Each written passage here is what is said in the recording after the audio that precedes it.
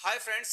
आज बात करने वाले हैं एक बहुत बेहतरीन प्रोडक्ट के बारे में जिसका नाम थायरोफ्यूल है।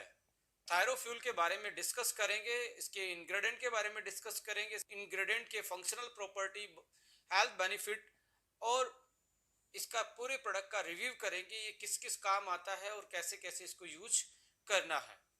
देखिए, थायराइड कोई बीमारी नहीं है। थायराइड एक ग्लैंड है, हमारी बॉडी का पार्ट है जो नेक के फ्रंट में मिलती है और इसका जो शेप होता है वो बटरफ्लाई जैसा होता है और इसकी जो फंक्शनिंग है वो कंट्रोल होती है डायरेक्टली पिट्यूटरी ग्लैंड के द्वारा, जो कि ब्रेन में लोकेट होती है, ब्रेन में मिलती है।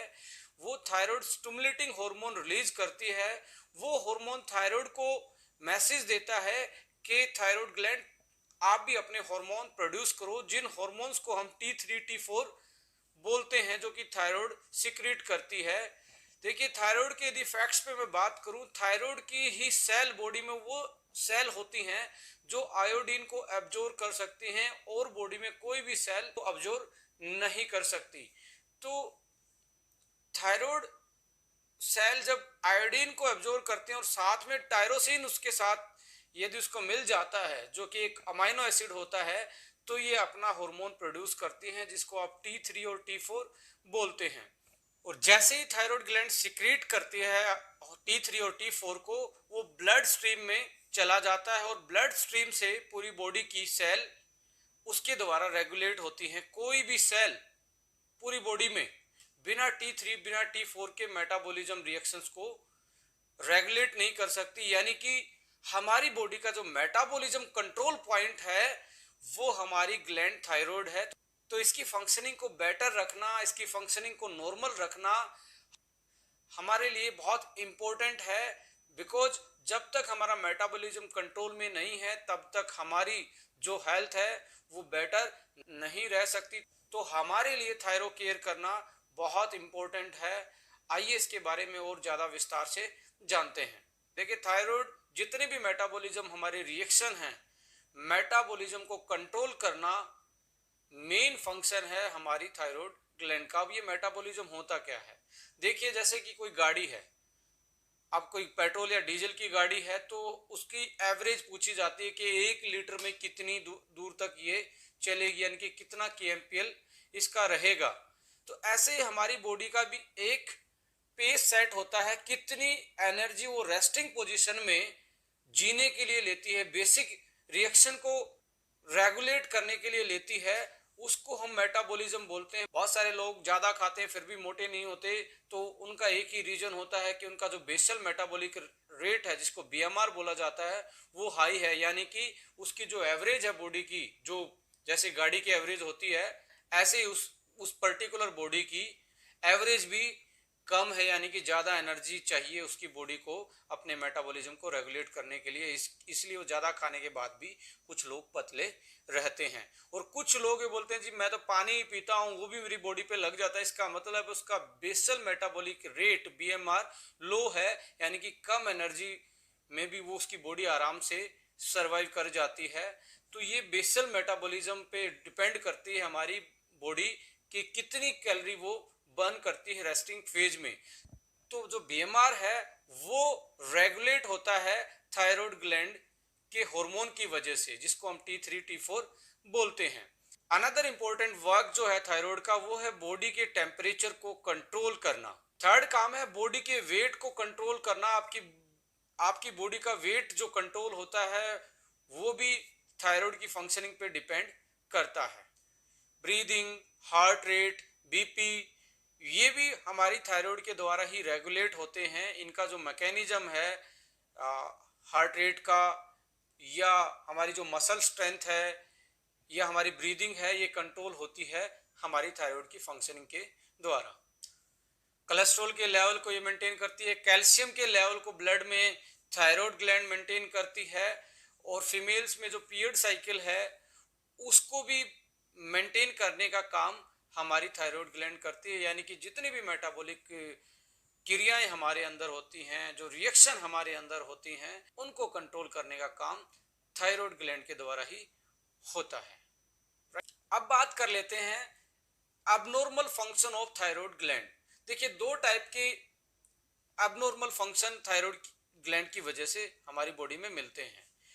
पहली एबनॉर्मलिटी है हाइपोथायरॉयडिज्म, यानी कि हाइपो का मतलब होता है कम। हमारी जब थायराइड ग्लैंड T3 और T4 के सिक्रीशन को, यानी कि उनका जो प्रोडक्शन है, वो यदि एक मिनिमम लेवल से कम बनाना स्टार्ट कर दें तो इस सिचुएशन को हम हाइपोथायरॉयडिज्म बोलते हैं। तो कैसे पता लगेगा कि आप हाइपोथायरॉयडिज्म के पेशेंट हैं? आइए इसके सिम्टम्स को डिस्कस करते हैं। सबसे पहला सिम्टम्स, एक तो आपको नींद बहुत कम आती है, पूरी बॉडी फटीक रहती है, पूरी बॉडी में स्ट्रेस रहता है, लो एनर्जी रहता है, और आपको कोल्ड की सेंसेशन ज्यादा रहती है, यानी कि ठंड ज्यादा लगती है। ज्वाइंट्स और मसल का पेन होना, डिप्रेशन का शिकार होना, किसी भी चीज पे कंसंट्रेट करना बहुत ज्यादा डिफिकल्ट हो जाता है। पीरियड साइकिल भी ज्यादा फ्रीक्वेंट हो जाते हैं, ज्यादा हैवी ब्लड फ्लो हो जाता है जब आप हाइपोथायरॉयडिज्म के शिकार होते हैं। ये कुछ कॉमन सिम्टम्स हैं, और भी रेलिवेंट सिम्टम्स हो सकते हैं, बट ये कॉमन सिम्टम्स हाइपोथायरॉयडिज्म में मिलते हैं। अनदर अबनॉर्मलिटी आती है इसके फंक्शन की वजह से, हाइपरथायरॉयडिज्म। इस केस में होता क्या है कि आपका जो सिक्रीशन है T3 और T4 का, वो एक मैक्सिमम लेवल से ज्यादा होता है, और जब ये सिक्रीशन ज्यादा होता है तो बॉडी में कुछ फंक्शनिंग में चेंजेस आते हैं, कुछ बॉडी में सिम्टम्स आते हैं जिनसे पता लगता है कि आप हाइपरथायरॉयडिज्म के पेशेंट हैं। आइए उन सिम्टम्स को एक बार डिस्कस कर लेते हैं। एंजाइटी, इरिटेशन, मूड स्विंग होना बार बार में, नर्वसनेस, हाइपर सेंसिटिविटी, बहुत ज्यादा स्वेटिंग होना, हीट सेंसिटिव हो जाना, यानी कि बार बार में पसीने आना, स्वेटिंग आना, हाइपरथायरॉयडिज्म में होता है। जैसे कि हाइपो में कोल्डनेस की प्रॉब्लम थी, और हाइपर में यहाँ पे ज्यादा स्वेटिंग की प्रॉब्लम आती है। हैंड थ्रम्बलिंग, जिसको आप हैंड कपकपाना, हल्की सी वाइब्रेशन बॉडी में रहना, हेयर लॉस का ज्यादा बढ़ जाना, और पीरियड्स का मिस हो जाना, और वेरी लाइट पीरियड साइकिल हो जाना, यानी कि ब्लड फ्लो वेरी लाइट हो जाना, बहुत कम हो जाना, ये हाइपरथायरॉयडिज्म के सिम्टम्स हैं। एक होता आयोडीन की डेफिशिएंसी से ग्वाइटर नाम की भी प्रॉब्लम देखी गई है, यानी कि आपकी जो थायराइड ग्लैंड है उसमें स्वेलिंग आ जाती है, मतलब गले में एक स्वेलिंग वाली आपको पार्ट दिखता है, वो बेसिकली आयोडीन की कमी की वजह से ग्वाइटर का होना। ये तीन चीजें बेसिकली हाइपोथायरॉयडिज्म, हाइपरथायरॉयडिज्म और ग्वाइटर नाम की चीजें, ये डिसऑर्डर देखे गए हैं जो कि थायराइड के साथ एसोसिएटेड पाए गए हैं। Right now let's talk about the hypothyroidism और हाइपरथायरॉयडिज्म को कैसे मैनेज करना है, इसके बारे में थोड़ा सा डिस्कस कर लेते हैं। हमने जो थायरोफिल डिजाइन किया है बेसिकली थायराइड की फंक्शनिंग को नॉर्मल करने के लिए किया है, चाहे वो हाइपो हो या हाइपर हो, दोनों को ये नॉर्मलाइज करता है, एक नॉर्मल लेवल तक आपकी थायराइड की फंक्शनिंग को लेके आता है। अब इसके इंग्रेडिएंट पे हम जाएंगे तो आपको मालूम होगा टेक्निकली ये फॉर्मूला क्यों डिजाइन किया गया है, और ये कैसे कैसे आपकी थायराइड की फंक्शनिंग को बेटर करता है। तो हम फार्मूला पे जाएंगे तो ये भी एक हर्बो फूडस्यूटिकल कैटेगरी का प्रोडक्ट है। इसमें भी हर्ब का अपना रोल है, और फूड सप्लीमेंट और न्यूट्रास्यूटिकल का जो पार्ट हमने ऐड किया उसका अपना रोल है। इस फॉर्मूला को अपन डिस्कस करते हैं। पहले ओवरऑल फॉर्मूला को हम देख लेते हैं, जिसमें हर्बल वाला पार्ट अलग दिखाई दे रहा है और न्यूट्रास्यूटिकल का पार्ट अलग दिखाई दे रहा है। आइए पहले हर्बल वाले पार्ट को एक बार डिस्कस कर लेते हैं, और इसके जो हेल्थ बेनिफिट हैं उसको एक बार डिस्कस कर लेते हैं। यदि हम हर्बल इंग्रेडिएंट की बात करें तो इसमें गुगुल एक्सट्रैक्ट है, इसमें रो कैल्प एक्सट्रैक्ट है, इसमें ल्यूकोराइस एक्सट्रैक्ट है जिसको मुलेठी बोला जाता है, इसी में अश्वगंधा है, इसी में जिंक्शन है, इसी में नोनी है जिसको मोरिंडा सिट्रीफोलिया के नाम से जाना जाता है, इसी में स्टावरी है। तो ये सारी चीजें मिलके एक सिनर्जेटिकली इंपैक्ट डालती हैं जो कि थायराइड फंक्शनिंग को बेटर करने का काम करते हैं। तो थोड़ा थोड़ा ब्रीफ कर लेते हैं थायराइड की फंक्शनिंग में पर्टिकुलर हर्ब्स का अपना अपना क्या रोल है। सबसे पहले हम गूगल के बारे में बात करेंगे। देखिए जो गूगल है वो आयोडीन के अपटेक में हेल्प करता है थायराइड ग्लैंड की, यानी कि जैसे आप गूगल एक्सट्रैक्ट या उसका कोई सप्लीमेंट स्टार्ट कर देते हैं तो आपका जो आयोडीन का अपटेक है थायराइड की सेल्स का वो ज्यादा हो जाता है, जिससे उसकी फंक्शनिंग बेटर हो जाती है। देखिए गूगल की जो अभी तक पब्लिश्ड डाटा है उसको देखने के बाद ये पाया गया है कि ये T4 के सिंथेसिस को बढ़ाता है, उसके प्रोडक्शन को बढ़ाता है और ऐसे एंजाइम को बढ़ाता है जो T4 को T3 में कन्वर्ट करते हैं, यानी कि most bio active form of hormone में ये उसको कन्वर्ट कर देते हैं। मीन्स T3 ज्यादा बायो एक्टिव हार्मोन है, बायो पोटेंशियल हार्मोन है एज कंपेयर टू T4, यानी कि T4 को कन्वर्ट करवा देता है T3 में। नेक्स्ट आता है रो कैल्प एक्सट्रैक्ट। देखिए इसको सी वीड भी कहा जाता है, जैसे स्पाइरुलिना मिलता है ऐसे ये भी एक सी वीड है। इसमें नेचुरली ये बहुत बेस्ट सोर्स है आयोडीन का, इससे बेटर सोर्स नहीं है नेचर में आयोडीन के लिए। तो ये आयोडीन इसमें बहुत ज्यादा मात्रा में पाया जाता है और आयोडीन की वजह से ये थायराइड की फंक्शनिंग को बेटर करने का काम करता है। देखिए मुलेटी के बारे में यदि आप आयुर्वेद में पढ़ेंगे तो इसके बहुत ऐसे फंक्शन हैं, जैसे कि आजकल तो एंटीवायरल, एंटी फंगल और एंटी इन्फेक्शन के रूप में यूज किया जाता है, बट ये कहीं ना कहीं ब्रेन को रिलैक्स करने का काम करता है, कोर्टिसोल लेवल को कम करवाता है और जैसे ब्रेन रिलैक्स होगा तो पिट्यूटरी ग्लैंड भी अपने आप में बेटर फंक्शन कर पाएगी, बेटर तरीके से टीएसएच प्रोड्यूस कर पाएगी और टीएसएच बेटर प्रोड्यूस होगा तो थायराइड की फंक्शनिंग भी बेटर हो जाती है। मुलेटी अपने आप में एक बेटर रोल प्ले करता है एंटी स्ट्रेस के रूप में। देखिए नोनी के बारे में भी आपने बहुत सारा डाटा अभी तक देखा होगा, पढ़ा होगा।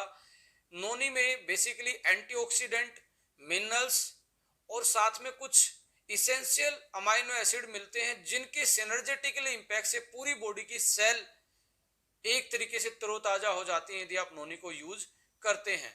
तो हमने इसमें साथ में नोनी भी यूज किया है और साथ में एक एक्स्ट्रा न्यूट्रिशनल प्रॉपर्टी को ऐड करने के लिए, न्यूट्रिशनल वैल्यू को ऐड करने के लिए स्पाइरुलिना भी इसमें डाला गया है। तो ये इतनी सारी हर्ब साथ में मिलके कोई एंटीऑक्सीडेंट का काम करती है, कोई न्यूट्रिशन प्रोवाइड करती है, कोई एंजाइम को रेगुलेट करने का काम करती है, कोई ब्रेन को रिलैक्स करती है, कोई आयोडीन के अपटेक को बढ़ाती है, कोई आयोडीन का सोर्स है। तो ये सारी चीजें मिलके थायराइड की फंक्शनिंग को बहुत बेटर तरीके से नॉर्मलाइज करने में आपकी हेल्प करती हैं। अब दूसरे पोर्शन पे यदि मैं बात करूं जो कि न्यूट्रास्यूटिकल और फूड सूटिकल वाला पार्ट है, तो उसमें हमने ओमेगा डाला है, विटामिन B12 डाला है, बी कॉम्प्लेक्स उसमें ऐड किया है, कॉपर उसमें ऐड किया है, टायरोसिन उसमें ऐड किया गया है और प्रोबायोटिक्स तो हम बहुत सारी चीजों में मैक्सिमम प्रीमियम प्रोडक्ट में हम ऐड करते ही हैं।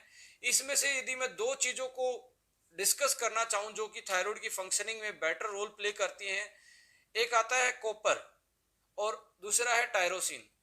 देखिए जो थायराइड की सेल है वो आयोडीन और थायरोक्सिन को अपटेक करके थायरोक्सिन हार्मोन बनाते हैं, यानी कि T3 और T4 का प्रोडक्शन करती हैं। यानी कि आयोडीन और टायरोसिन बहुत इंपॉर्टेंट हैं थायराइड की हार्मोन की प्रोडक्शन के लिए। ये बेसिक इंग्रेडिएंट हैं, ये नहीं होंगे तो थायराइड के जो हार्मोन है उनका प्रोडक्शन बेटर तरीके से नहीं हो पाएगा। इसमें कॉपर भी बहुत इंपॉर्टेंट रोल प्ले करता है।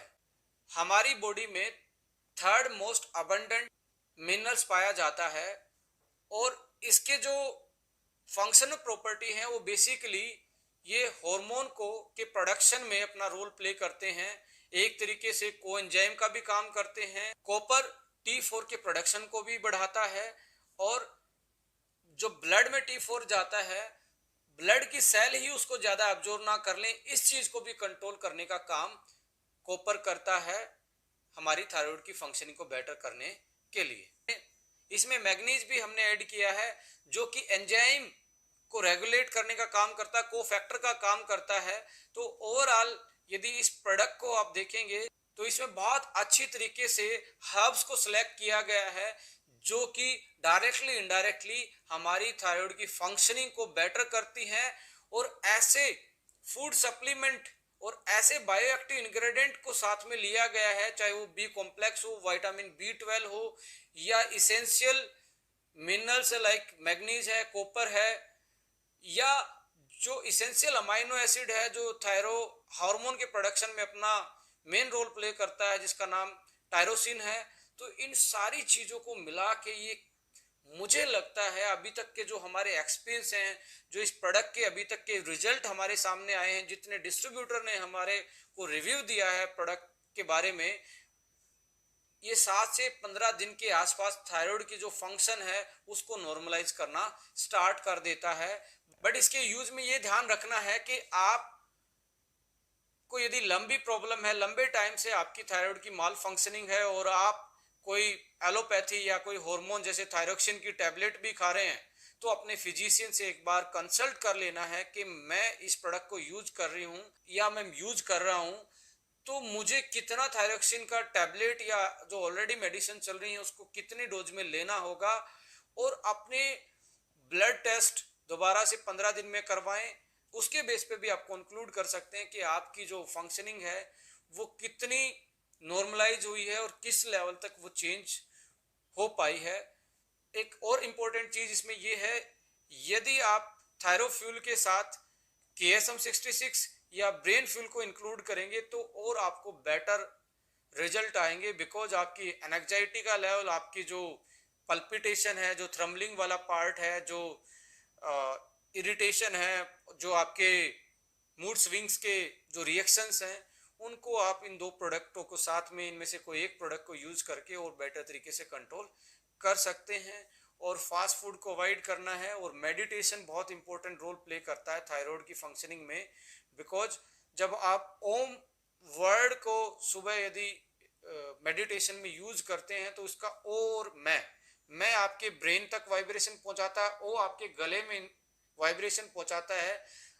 ओ वाला जब आपके गले में वाइब्रेशन पहुंचाएगा तो आपकी थायराइड की फंक्शनिंग बेटर होती है, और मैं की जो साउंड आपके ब्रेन में जाती है, जो वाइब्रेशन, वो आपकी हाइपोथैलेमस और पिट्यूटरी ग्लैंड की फंक्शनिंग को बेटर करती है, जिससे कि आपका प्रॉपर कोऑर्डिनेशन हो जाता है थायराइड ग्लैंड का आपकी ब्रेन वाली पिट्यूटरी ग्लैंड और हाइपोथैलेमस ग्लैंड से। तो आपकी जो मेटाबॉलिक रिएक्शन है, आपकी थायराइड की जो फंक्शनिंग है, वो और बेटर तरीके से काम करना स्टार्ट कर देती हैं यदि आप मेडिटेशन भी करते हैं साथ में। So thank you for watching this video. So अगली वीडियोस आप तक डायरेक्टली आपके पास अपडेशन आए तो आप इस चैनल को सब्सक्राइब कर सकते हैं। Thank you so much. जय हिंद।